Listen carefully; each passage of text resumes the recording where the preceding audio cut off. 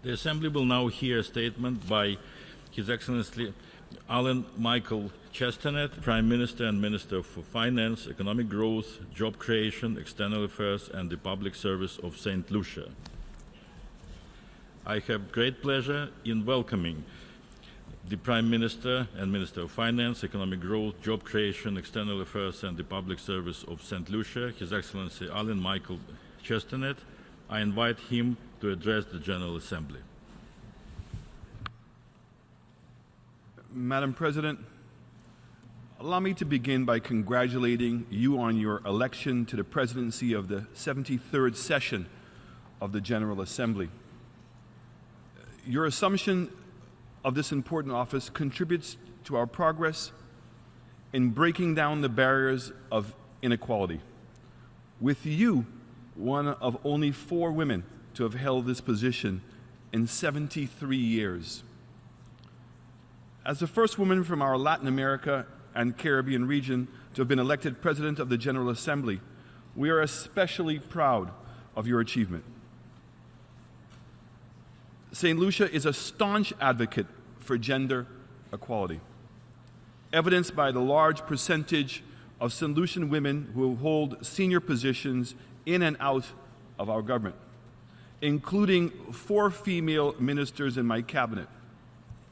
Rest assured that you have my delegation's full support in the upcoming session. Madam President, I stand before you today as a leader of a small island developing state, which is also a middle-income country.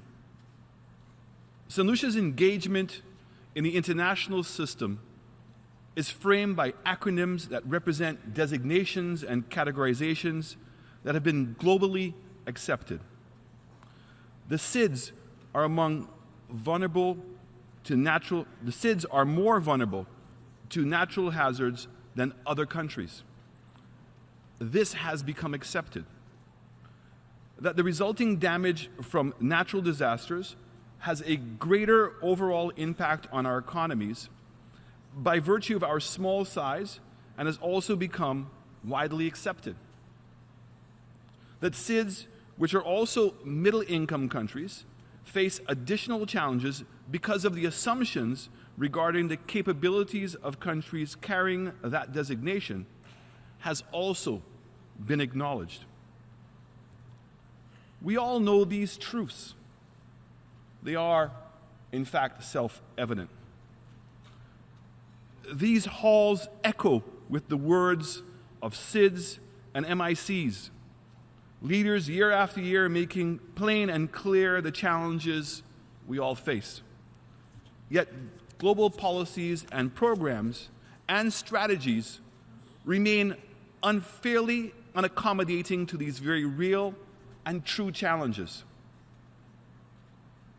The world acknowledges our acronyms, but little or nothing else changes.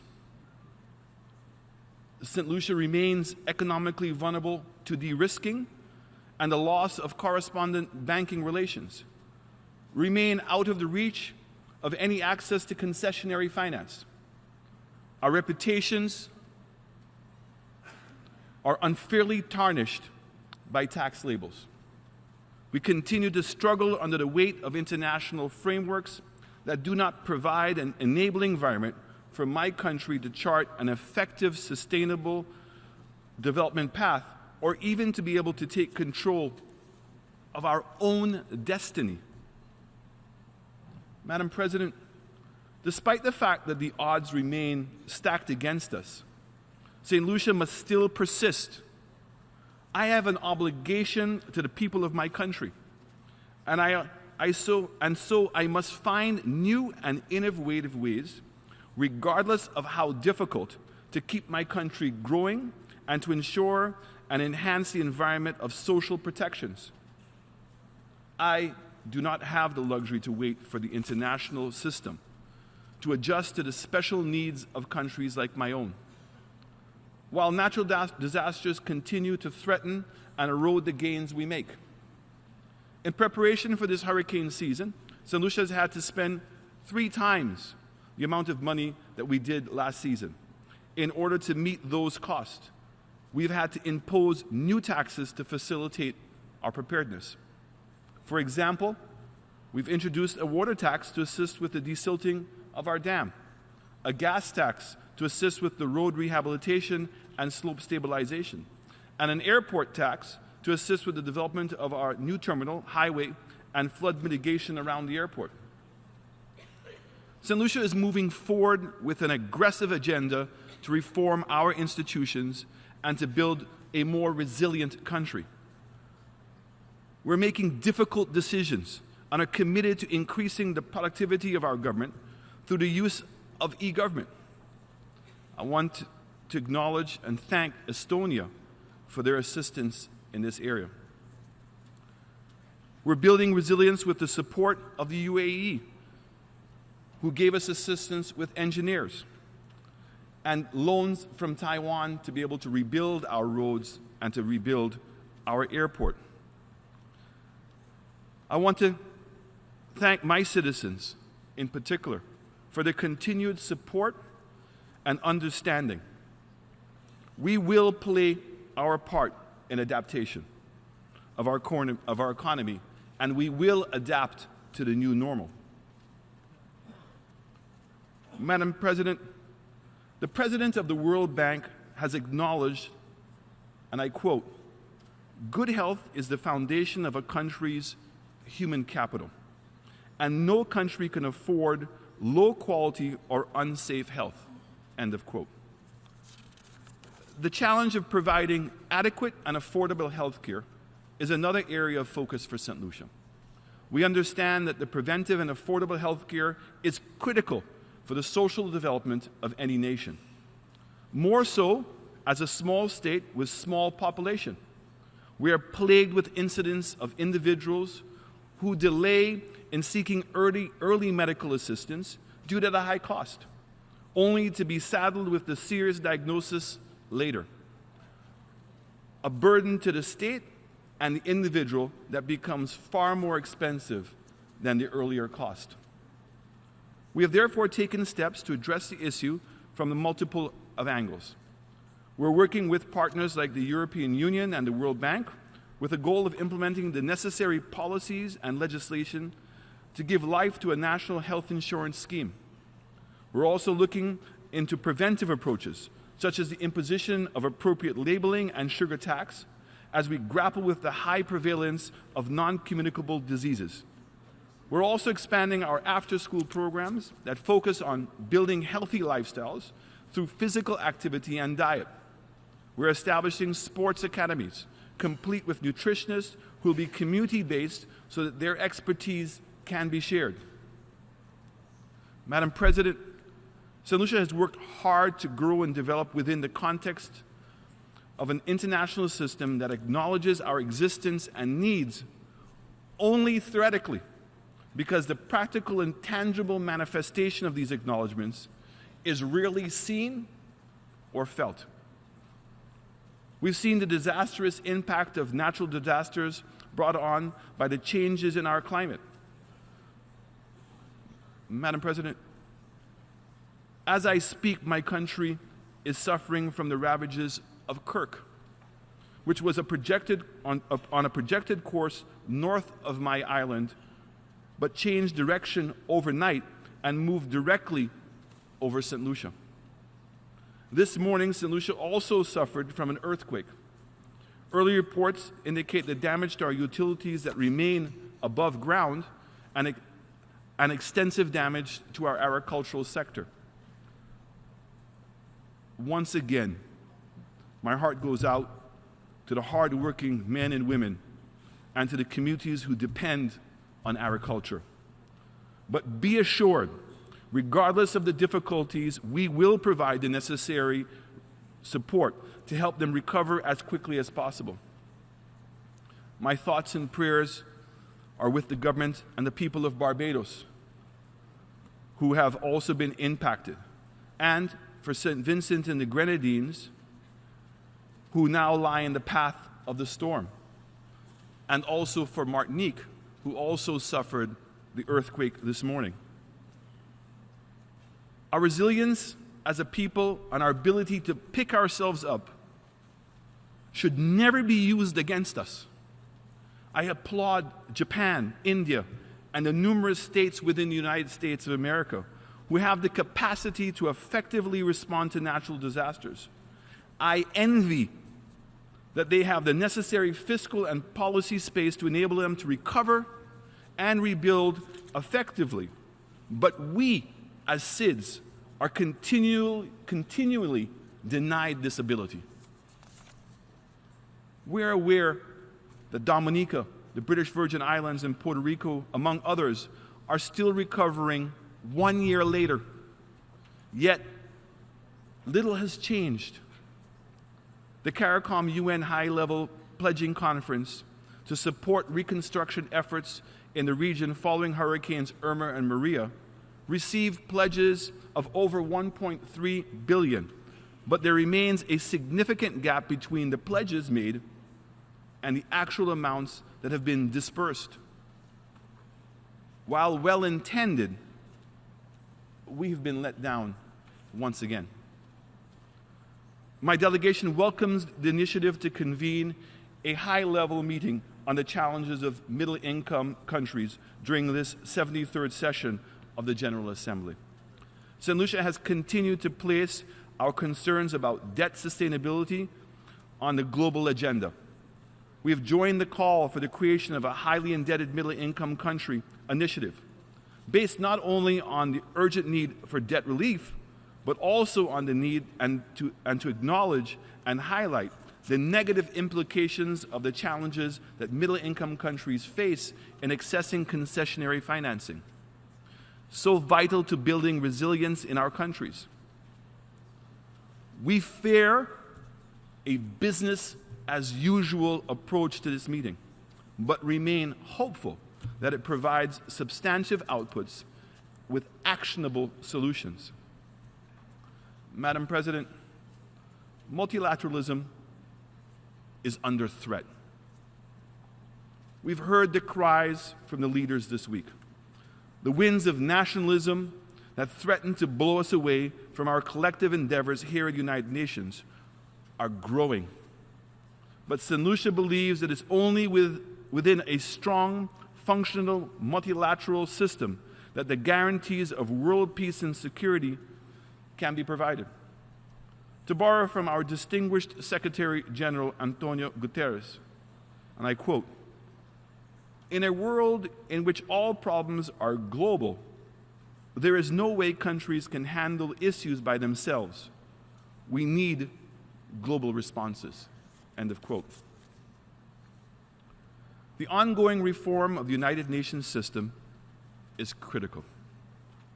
The increasingly chaotic world requires an organization that is responsive and efficient and that reflects the political and economic reality of a changing world and of all of its member states. We can no longer operate within a framework of ideologies, policies, institutions, and patterns of behavior that were established in a time long past to deal with circumstances long gone. We must be willing to challenge discrimination and exclusion if we endeavor to create an equal and just world for all. Every country has a role to play in this global environment. We know this. St. Lucia joins the other voices calling for an end to the over half-century-old embargo imposed on our neighbor, Cuba, and for an end to all of the restrictions on the rights of the Cuban people to liberty, security, and the advancement. Similarly, we call for an end to the restrictions placed on the legitimate aspirations of Taiwan to participate as an observer in key international institutions such as the WHO, ICAO, and UNFCCC. My friends, this is much as it is for us as it is for them.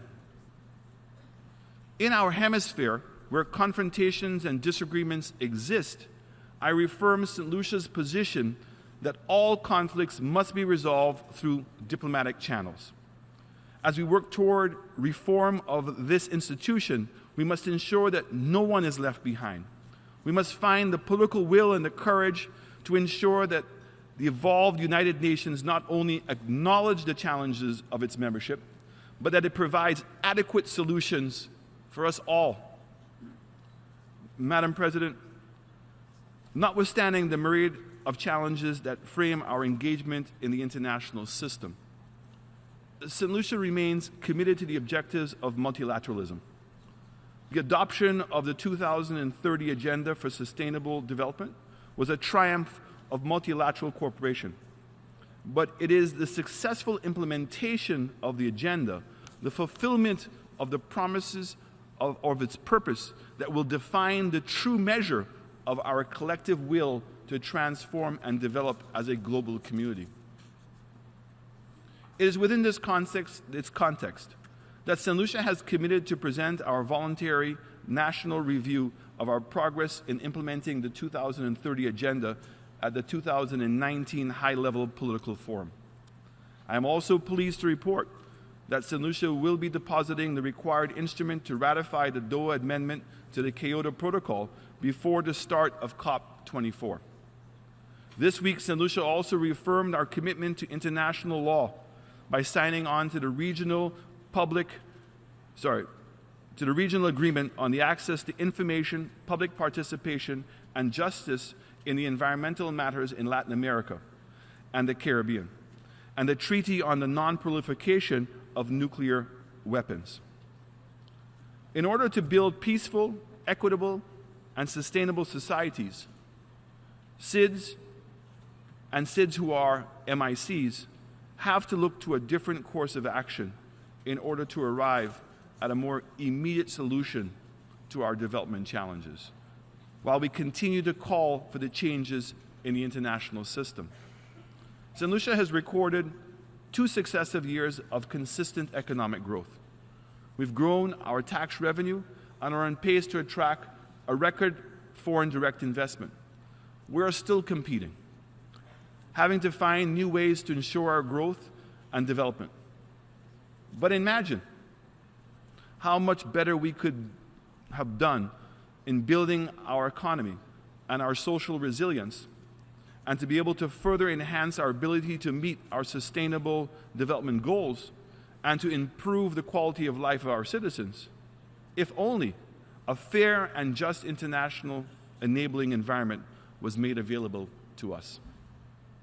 Madam President, let us not forget that we come together here as nations united to build institutions, norms, and rules to advance shared interest of all, not of a select few.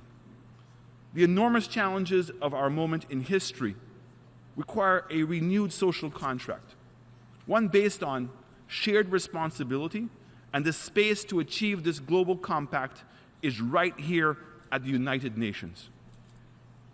Let us draw on the inspiration of Nelson Mandela and his incredible ability to forgive and find solutions for the greater human good. There is a Buddhist proverb that reads, and I quote, "To know and not to do is yet not to know."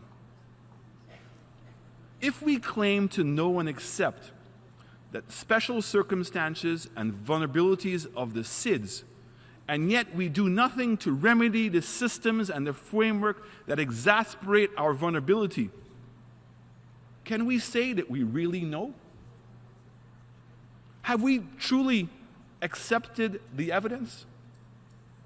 While the answer to these questions may not be readily available, countries like my own have chart a development path through this changing and volatile world.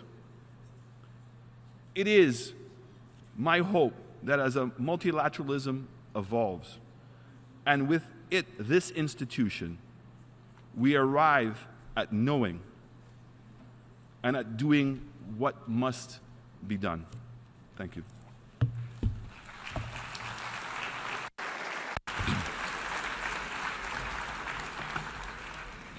On behalf of the General Assembly, I wish to thank the Prime Minister and Minister for Finance, Economic Growth, Job Creation, External Affairs and the Public Service of St. Lucia, and I request protocol to escort His Excellency. The Assembly will now hear a statement by His Excellency Mahathir bin Mohamad, Prime Minister of Malaysia. I have great pleasure in welcoming the Prime Minister of Malaysia, His Excellency Mahathir bin Mohamad,